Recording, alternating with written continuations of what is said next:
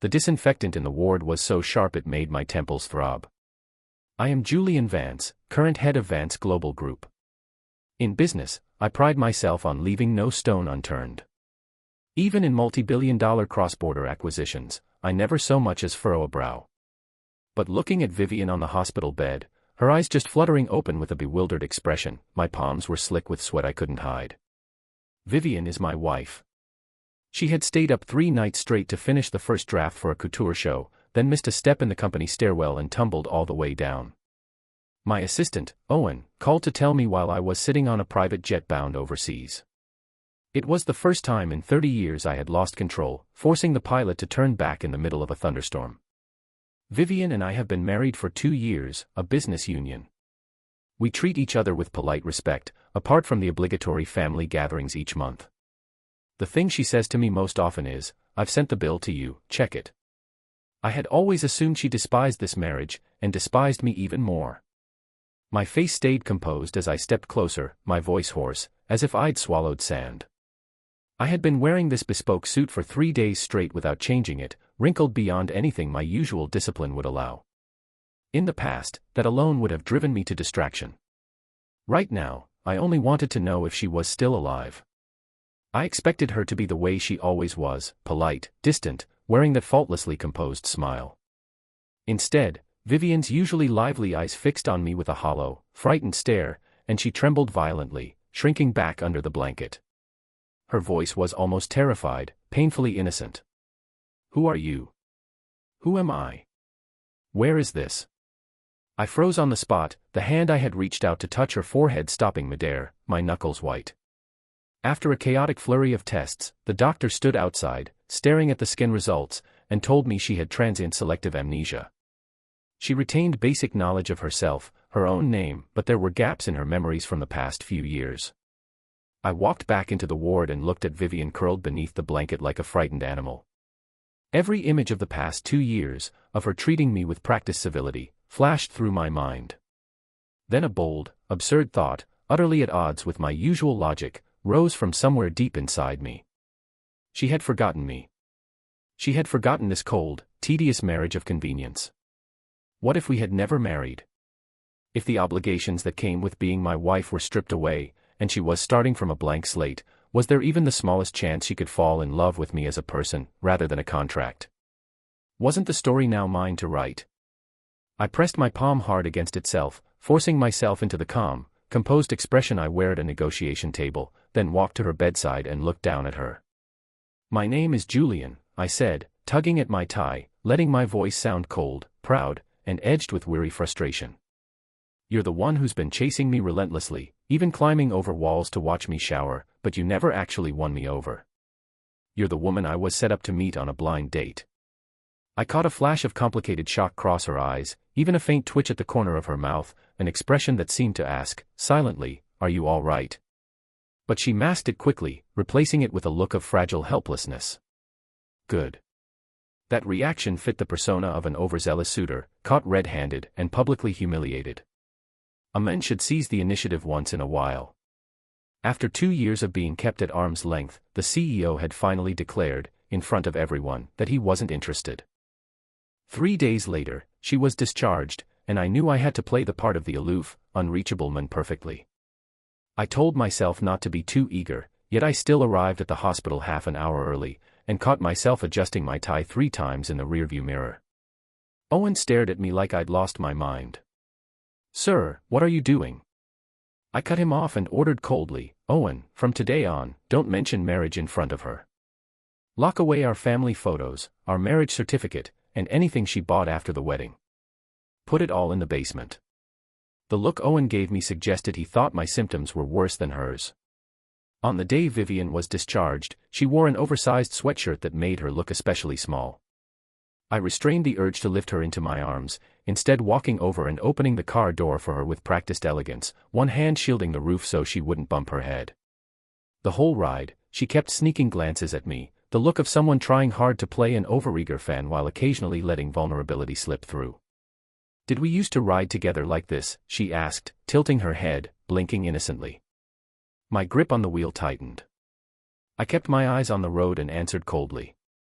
No, not usually. Back then, you were the one who chased me everywhere. I was busy, so I mostly turned you down. If it weren't for the fact that you chased me so hard you fell down the stairs, I wouldn't have come to pick you up myself.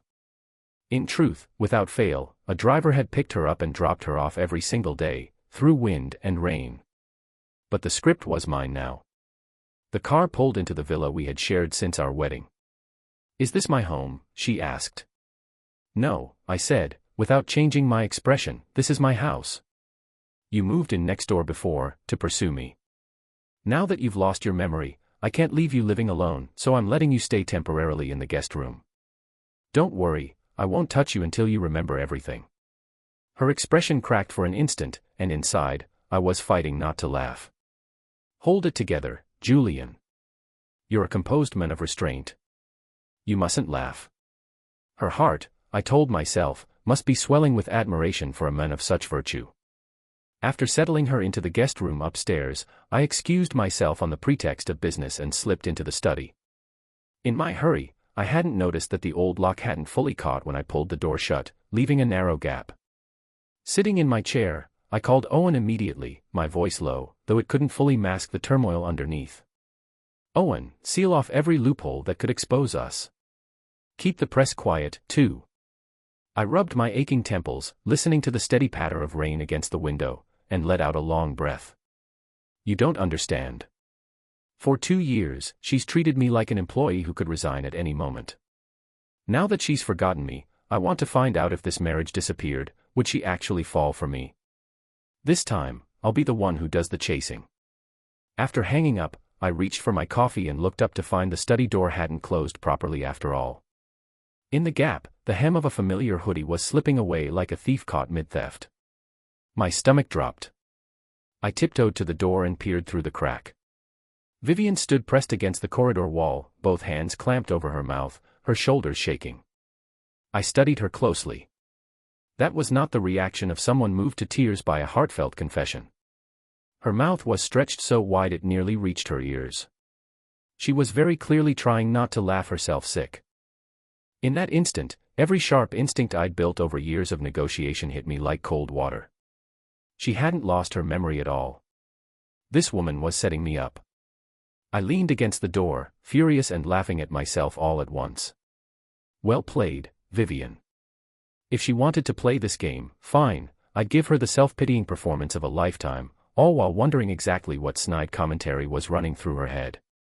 Since she wanted a show, I would take on the role of a domineering husband chasing his wife in reverse, and I would perform it flawlessly.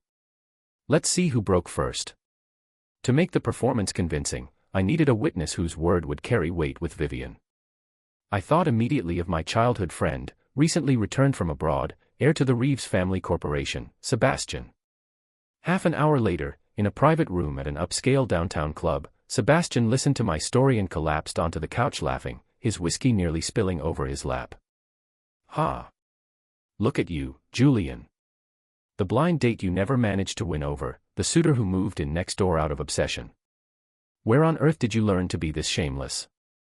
You've been married 2 years and you're pulling this stunt." I gave him a cold sidelong glance, lifted my glass, and took a slow sip. "Help me or don't. If you won't, I'll pull my investment from the development project your family is working on south of the city next quarter. I hear your grandfather has his eye on it." The laughter died instantly. Sebastian straightened up, slapped his own chest, and swore he'd help. Why wouldn't I help? It's just playing the emotionless childhood friend who witnessed Vivienne clinging to you while you coldly rejected her. That's award-worthy acting, bro. That evening, using the excuse of helping her reconnect with old friends after the amnesia, I brought Vivienne to the club. She had changed into a more modest dress and sat beside me, composed as a schoolgirl. Sebastian pushed the door open, and the moment he saw her, let out a long, anguished sigh. "Oh, Vivienne, you're finally awake. Do you know you stood in the rain for 3 hours outside Julian's office to deliver him a home-cooked lunch, and ended up fainting and falling down the stairs? You nearly scared us all to death." My hand, halfway through pouring tea, trembled slightly. Inside, I was seething. 3 hours in the rain, tumbling down the stairs over a lunch box. "Sebastian, I asked you to embellish the story, not invent a fantasy. Tomorrow you're digging foundations south of the city yourself." I turned to watch Vivienne's reaction. The corner of her eye twitched, and she drew a visibly restrained breath before turning to look at me, her eyes glittering with guilt and affection. "I'm sorry, Julian. I was so immature before, and I caused you so much trouble. I'll be better from now on, I promise." Excellent acting. Watching her delicate expression, which plainly read "I am absolutely making this up as I go," I felt my throat tighten, and realized, strangely, that this whole back-and-forth performance was becoming the most entertaining thing I'd done in years. If I was going to chase my own wife, I needed to show real effort, and even though technically she was supposed to be pursuing me, I needed to lay the steps low enough that she could climb them without even trying. The next morning, I skipped the office entirely. Instead, I tied on an apron and clattered around the kitchen. For 2 years, I had used work as an excuse to avoid breakfast with her, when in truth I had quietly taken cooking classes and simply never had the chance to show off. Vivienne came downstairs yawning and stopped short at the sight of crab roe soup dumplings, abalone, shredded chicken congee, and delicate side dishes laid across the table. "Julian, this is..." she started, swallowing hard. I untied my apron and put on a cold front as I carried the last dishes out. "Back when you were chasing me, you used to bring disgusting takeout every day. As punishment, you're eating everything I made today. No leftovers." On the surface I looked aloof and put upon. Inside, I was thinking, please, just taste it. I practiced for 3 months and cut down the sugar specifically for you. I didn't expect her to be moved to tears, but I hoped she'd eat more than a few bites. Vivienne looked up at me, eyes full of disbelief, though she didn't say a word. I could guess her thoughts anyway. "My Julian, are you feeling all right? This is supposed to be a punishment. Please, punish me harder." She picked up a soup dumpling and popped it into her mouth, her eyes crinkling with genuine happiness, forgetting for a moment to keep up the act. She bit open the dumpling skin, sipped the broth first, then poured vinegar through the small opening, her particular way of eating them that only I knew about. I watched her practiced motions, my gaze darkening slightly. Even if she truly had lost her memory, some habits rooted that deep couldn't be faked. Besides, she clearly wasn't unconscious, she was thoroughly enjoying my attention. I dabbed my mouth, masking the smile in my eyes. "Eat more, you're too thin. When you were chasing me before, your stamina was terrible." That afternoon, a sudden downpour started. I knew she'd arranged to meet friends at a cafe downtown at 3 o'clock sharp. I drove over right on time, holding a large black umbrella, and appeared at the entrance. Vivienne stood beneath the eaves sheltering from the rain, and the moment she saw me, she went completely still, an invisible caption practically floating above her head. "Oh my God, is Vance Global going bankrupt? Does the CEO wander the streets now?" I walked up with the umbrella, letting the rain soak my own shoulder while angling most of the canopy over her. "Just passing by. Thought I'd give you a lift," I said, without the slightest hesitation in the lie. Thank you," she said, lifting her skirt and stepping beneath the umbrella. It was small, so she had to press close against me, warmth from her body coming through the thin fabric, carrying a faint scent of jasmine. Suddenly a sports car sped past, sending up a huge spray of water. Instinct moved faster than thought. I slipped an arm around her waist, pulling her against me, and turned my back to shield her from the flying mud. Vivienne collided with my chest and went rigid. I looked down and could see the tips of her ears flushing red, her hand clenched around my suit jacket, knuckles white with the grip. 2 years earlier, on a stormy night at the old house, she had been afraid of thunder and clung to me the same way, though back then it was to play the part of a dutiful wife. Now, listening to her racing heartbeat against my chest, I was certain this wasn't an act. "Vivienne," I said, my voice going hoarse, my palm pressed into the curve of her waist, restraining the urge to pull her closer still. "Was throwing yourself into my arms one of your old tricks too?" She pushed away in a panic, stumbling back, her face red as an overripe tomato. I didn't mean to. Her heart, I could tell, was beating even faster than mine. To push things further, I decided to take her to a small dessert shop where we had once gone, though it wasn't really a date. On our first wedding anniversary, I had booked the entire restaurant and waited for her, but she stood me up for overtime work. I had packed the desserts and brought them home, and she'd eaten them without even looking up. "You used to always nag me to come here," I told her as we sat by the window. You said as long as you got the strawberry mochi from this place, you'd forgive me for anything. Vivienne held her spoon, somewhat dazed. Did I really say that? I lied and said yes. In truth, those words were what I used to tell myself, that if she agreed to eat with me even once, I would forgive all her coldness. The waiter brought the strawberry mochi. Vivienne instinctively picked up a knife, sliced off the tip of the strawberry inside, and, with practiced ease, set it on my plate. She froze the moment she'd done it. I stared at the bright red tip on my plate and smiled. She hated eating strawberry tips, always said they were too sweet, and at home I used to quietly eat the ones she left behind. I leaned forward, my eyes locking onto hers with a hint of playfulness. Vivienne, didn't you lose your memory? How do you still remember I eat the tips? Cold sweat visibly broke across her face. I watched her eyes dart frantically, and I could imagine the internal monologue running for miles. It's, a suitor's intuition. Everything about you is carved into my bones, she blurted, forcing conviction into her voice. Is that so? I withdrew my gaze and leisurely ate the strawberry tip. So sweet. The tension between us grew thicker by the hour. On the 7th night after her discharge, things finally reached a breaking point. It was a charity gala hosted by Vance Global Group. As the aloof man currently being pursued, I hadn't planned on bringing her, but Sebastian, always eager to stir up chaos, sent Vivienne a couture gown of his own accord. When she walked into the ballroom in that starlit dress, as though the night sky itself had fallen across her shoulders, every gaze in the room fixed on her, and the possessive instinct in me began to roar. A handful of careless, wealthy men circled her, wine glasses in hand. Vivienne, I heard you've been unwell lately. Julian's not by your side tonight, why don't we slip away and I'll take you home? I stood not far off, my glass nearly crushed in my grip, about to step in and throw them out, when Vivienne took a step back, forced a smile, and shouted across half the ballroom in a voice dripping with theatrical distress, Julian, help! There are wandering bees and butterflies trying to seduce your future girlfriend. The room fell into dead silence. The expressions on those men's faces looked as though they'd swallowed flies. Sebastian, beside me, was laughing so hard he had to hold his stomach. Sebastian, you can go dig those foundations south of the city tomorrow. I suppressed my own smile, strode over, and wrapped an arm around Vivienne's waist, pulling her into my side. Get lost, I said flatly. The men scattered, tripping over each other on their way out. After the gala, in the car on the ride home, having had a little wine, the atmosphere turned warm and heavy. Vivienne seemed slightly drunk too, leaning back in the passenger seat, her gaze unfocused as she watched me. Back at the house, I helped her up the stairs, and at the door of the guest room, she suddenly turned, pressing her back against it, her head tilted, breath quickening. Julian, she said, my name no longer polite or distant. I planted a hand on either side of her, trapping her within the space of my breath. We were close enough that I could see the tremble of her eyelashes, could smell the faint, intoxicating mix of red wine and jasmine on her skin. I said, my voice barely human.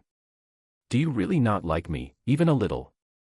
She looked at me, small lights glinting in her eyes, playful but underscored with a hope she hadn't fully admitted to herself. Staring at her lips, so close, 2 years of restraint and self-denial erupted into something like wildfire. I wanted to kiss her, wanted to tear up this entire ridiculous script, wanted to carry her to bed and tell her that I was, in fact, her lawful husband, and that for 2 years I had loved her nearly to the point of madness. I lowered my head slowly, my lips almost brushing hers. Vivienne closed her eyes, nervous, her lashes trembling. At the final inch before our lips met, I forced myself to stop. If I took the initiative now, everything I'd built these past days would collapse. She was fully alert, and if I kissed her first, she would go along with it and mock me later for being unable to hold back. In this game of who cracked first, I wanted her to lose completely. I drew a deep breath, turned my head, and let the kiss land instead on the door panel beside her ear, with a dull thud. Fighting to steady my breathing, I said, my voice hoarse, Vivienne, you didn't catch me. That's against the rules. Then I stepped back, looked at her steadily, and walked away toward my own room. Behind me, I heard her stomp her foot, a mix of shame and fury, and could easily picture the words she was cursing me with in her head. That night, I took a cold shower for half an hour. By the 8th day, Vivienne finally couldn't hold back any longer. I knew her well enough to guess that she'd hit a wall with this chase, and desperately needed a way to turn the tables on me. That afternoon, I received a text. Julian, tonight at 8, on the rooftop of your building. I have something important to confirm with you. If you don't come, I'll consider the old me completely gone, and I promise never to bother you again. Playing hard to get. She was about to lay down her trump card. I looked over the proposal my assistant had prepared and felt a smirk of certain victory tug at my mouth. At 8 that night, the rooftop had been decorated, at some point, with pink balloons, ribbons, and even a garish heart made of glow sticks. The taste was unmistakably hers. Vivienne stood in a white dress at the center of it all, the night wind lifting her hair until she looked almost otherworldly. The moment she saw me, a flash of triumphant certainty crossed her eyes. She clearly had no idea that big-mouthed Sebastian had already spilled everything at the gala the night before. I walked over slowly and stopped just outside the ring of glow sticks, lifting an eyebrow.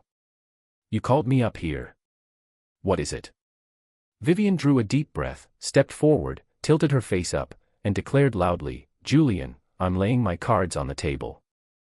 I've thought about this a lot these past few days. Even without my memory, I've realized I'm still hopelessly in love with you. Whether it's the clingy version of me from before, or this new one, it's always been you. So, Julian. Will you be my boyfriend? Her voice echoed across the empty rooftop, and she subtly straightened her posture, eyes glittering with anticipation. I knew exactly what she was thinking. If I said yes, she'd pull a photocopied marriage certificate from her pocket a second later and mock my pretended ignorance of these past several days. I looked at her, and the smile in my eyes was impossible to hide any longer. The trap had closed completely. I didn't answer right away. Instead, with deliberate slowness, I reached into my jacket and pulled something out, a document that read, boldly, marriage certificate. Vivienne's confident smile froze instantly. Julian, why do you carry that around with you? She stammered, trying to salvage the moment. Whose is this? I opened the certificate, pointing to our photo from 2 years earlier, the registration date glaring beneath it, and said, in a tone equal parts innocent and wicked, let me introduce you. This is my marriage certificate. Certificate holders, Julian Vance and Vivienne Hale. Vivienne blinked, instantly switching into full performance mode, feigning shock. Oh my God, we're already married. It must have been an arranged marriage between our families. Julian, don't worry, I'll divorce you right away, I won't hold you back. Is that so? I said, tucking the certificate away and raising an eyebrow at her. It seems you haven't just lost your memory, you've also developed a habit of sending premature victory reports. Vivienne froze. What victory report? Since you've forgotten, why don't we review it right now? I pointed to her clenched left hand, where she'd been gripping her phone, ready to record me at any moment. She tried instinctively to hide it behind her back, but in her flustered movement, her finger slipped and hit a voice message she'd already recorded, the one meant for her best friend, a triumphant gloat waiting to be sent. The next second, the silent rooftop filled with her own clear, gleeful, entirely unguarded voice. Ha, I'm dying laughing. Julian, that brooding idiot actually made up a story that I'm his obsessive admirer, that I live next door to him. Fine, if he wants to play the pure love script, I'll act it out for him. I'll flirt with him until his nose bleeds, and in the end he'll be the one begging me to remarry him. The recording echoed and looped in the stillness. Vivienne stood frozen, her face cycling from red to white to a sickly green, finally settling into the unmistakable look of complete and utter humiliation. You knew all along, she said, her head dropping, voice barely above a whisper. I stepped forward, into the heart-shaped ring of glow sticks, slipped an arm around her waist, and pulled her hard against me. This time there was no restraint, no script, only every selfish feeling I'd been holding back since that first day in the hallway. The second I saw you trying not to laugh, shoulders shaking, I knew, I murmured against her ear. Vivienne snapped her head up, eyes wide. Julian, you old fox. You were teasing me the whole time. You were watching me make a fool of myself and enjoying every second of it. It felt wonderful, I admitted, watching her pout, my gaze so soft it nearly overflowed. But what pleased me even more was that you kept insisting it was all an act, and yet that night at my door, your heart was beating faster than mine. Vivienne went still, the night dew still clinging to her lashes. I laughed softly and buried my face in the curve of her neck, breathing her in. Vivienne, when we got married 2 years ago, I thought you hated me, hated this arranged match. I didn't know how to face you, so I hid behind coldness. These past 8 days have been the happiest I've had in 2 years. I'm not playing you. I'm just addicted to the version of you that finally took the initiative. The wind scattered petals of jasmine around her. She didn't push me away. Her body, which had been tense, slowly relaxed as she listened to my last words, and after a long moment I felt a pair of soft hands wrap slowly around my back. She let out a self-mocking sigh, a trace of resigned defeat in her voice. Julian, you really went to great lengths to trap me. You even used that land deal south of the city to threaten Sebastian. Are you not embarrassed? Luckily he drank too much last night and let it slip to me, otherwise I might have actually believed you'd come to your senses. My body tensed for a beat, then I laughed. Sebastian, that loudmouth, is going to lose that deal by tomorrow. Enough, stop scheming for 1 second, Vivienne said, pushing me back gently, rubbing her reddened nose in embarrassment. Then she looked up at me, the pride and teasing in her eyes finally giving way to an unguarded clarity. Now that we've both confessed, doesn't that mean this whole ridiculous chase is finally over? I looked at her. Starlight caught in her eyes, brighter than every neon light glittering beneath us. I took a step back, straightened my collar, and extended my hand toward her, formally. Miss Hale. Hello. The old me was too dull, and made you wait 2 years. So, darling, the old story ends here. This time I won't make you wait, and I won't make you search. I'll start over, and love you again from the very beginning. Vivienne looked at my outstretched hand and laughed instead of taking it, throwing herself straight into my arms, both hands locking around my neck. Good. Darling, this time you chase. Don't worry, I'm easy to win over. A meal of soup dumplings, or a strawberry mochi, will do just fine. I held the whole world in my arms and lowered my head to kiss the lips I had been longing for across 8 impossible days. This time there was no deceit, no restraint. Every scheme either of us had built was undone by love, and in that bargain, we were both the ones who won.